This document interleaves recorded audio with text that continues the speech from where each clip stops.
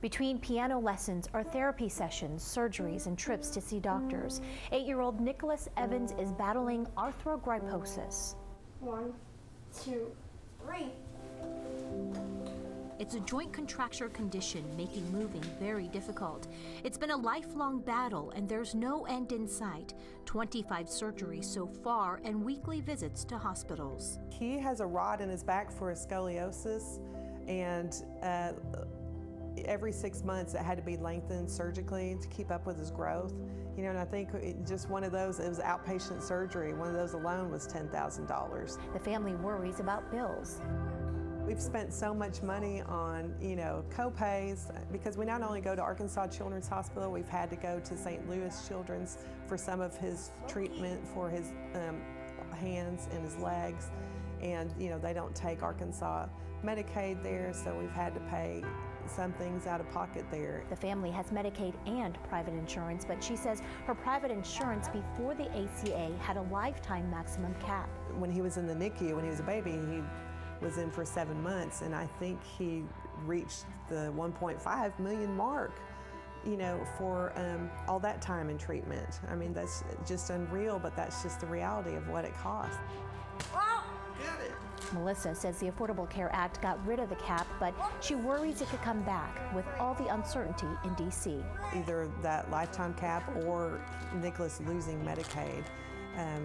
If he lost Medicaid, it would be a great financial burden for our family, and we just wouldn't be able to afford everything he needs. Arkansas advocates worry too. They estimate 357,000 people could be uninsured in 5 years. About 32,000 Arkansas children would lose their health insurance under this plan. The Urban Institute estimates are a blow to those who have worked so hard to get coverage for kids. We have had great success in our state over the past 2 decades in really increasing children's access to health care. And we've gotten our uninsured rate for kids below 5%. She fears changes could force Arkansas to reverse that. We saw one of the biggest decreases in the uninsured rate in the country, and that's why we in particular have one of the most to lose. Only Kentucky and West Virginia would see more devastating losses than Arkansas. I know there's not an endless pot of money, but I mean, the financial strain without, Medicaid, we couldn't have made it this far. Yes!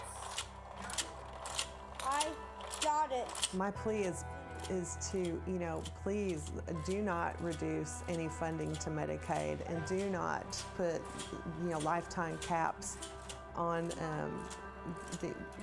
Medicaid or these people with special needs like this. I mean, it would devastate us.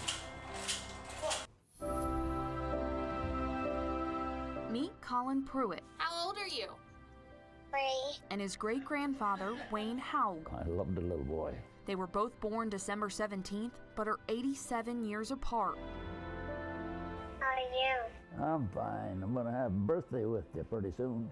Normally, they share Thanksgiving too. Where don't you want things to be? I hope there's maybe a little bit of turkey. But this year, Colin has to spend the holiday at Arkansas Children's Hospital in Little Rock. Since October 19th, we spent 16 days consecutive here, went home for 48 hours, spent a week here, went home for 7 days, and then here we are again.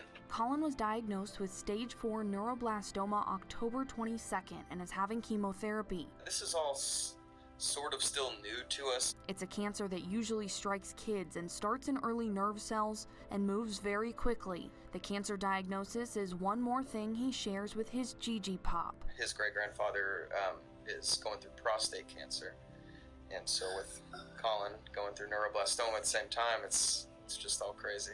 We talked with Colin's great-grandfather, who will miss his buddy at the table this year. Remember one time he came running and jumped up on my lap and started eating out of my plate. He can talk to Colin on FaceTime. You feeling better?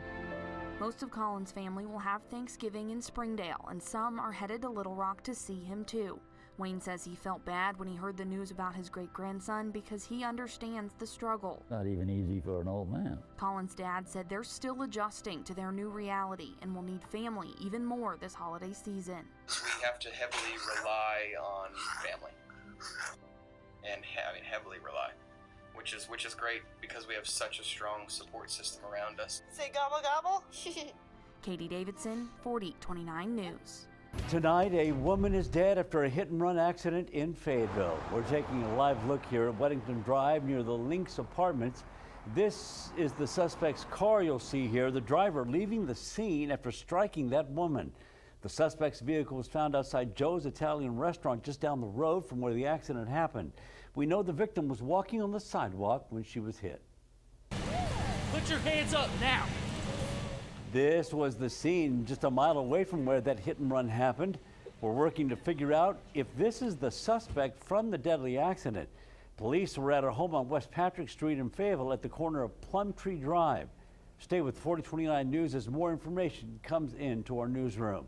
Yes, Paige, Craig, it has been incredible out here, and you still have one more hour to come out and donate to the Festival of Stars Toy Drive, which is benefiting the children in our community who need it most. Now, I have been out here all day, seeing as the donations come in, and I tell you, the generosity has been moving, actually leading some people to tears.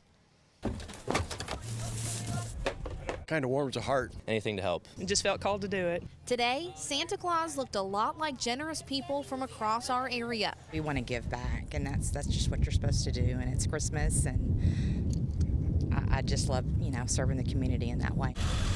For one family, their sleigh was a horse trailer packed with $20,000 worth of toys. That's so sweet of you. We love it. No, it's here. It's Christmas for us. All for children who have to spend their time in a hospital room. We've always had a passion for helping kids. I'm a mental health therapist, and so my mom has always taught me to try to give, and so our family has just decided that this is one of the projects that we want to do, is to try to help kids that need help during the holiday season.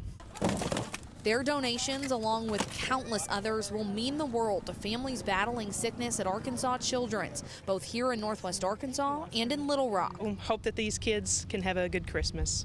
For one family, donating to the cause meant something a little more personal. The reason our family donates is because we lost our son at ACH. It's been 9 years, and so we support ACH, what they did for our son, even though he didn't make it. And as your generosity filled the truck with presents, This stays here. it also filled the hearts of all the volunteers and families for whom this hits close to home. As a patient family, I just want to thank y'all so much. And we want to give you a look at how packed this truck is. They've got 2 rows already on both sides, and they're working down the middle, and we still have an hour left. Like we said, this generosity out here, absolutely incredible, and we have been thrilled to be a part of it today. If you'd like to help out as well, you still got one more hour. We'll be out here at Arvest Ballpark until 6 o'clock tonight. Reporting live in Springdale, Katie Davidson, 4029 News. Well, when those students heard about all of the damage that hit across Goodman, they knew they wanted to get out and help. They spent all day today walking door to door, checking on residents and offering assistance. Piled into the back of a pickup truck, McDonald County high schoolers spent their afternoon driving across Goodman. We're coming down back to these apartments back here to check and see if they have any damage and what kind of services we can do for them and what kind of things that they need. They walked from house to house, asking homeowners how they were doing. You guys have plenty of food and water? And what they could help with. We're just coming to see if you guys have any damages to report. The student resource officer told me he was asked to help the relief effort, and when he mentioned it to a few students, they jumped at the opportunity to help others. I know I speak for myself and the rest of the kids whenever I say that we all just have a heart for our community. We love this community, and though it's kind of part of both school districts, Neosho and there, it's a big deal. Some people they spoke with didn't have much damage, but for those who did, their gestures meant the world. Wonderful. This little town is so close-knit. People pull together really quick. The students were on scene from about 1 o'clock onward and were later joined by another group of students. Our parents had to kind of check us out of school today to come help, but our principals and our administrators have just really understood and kind of taken up the same heart that we have for this community and have allowed us to be here today with an excused absence.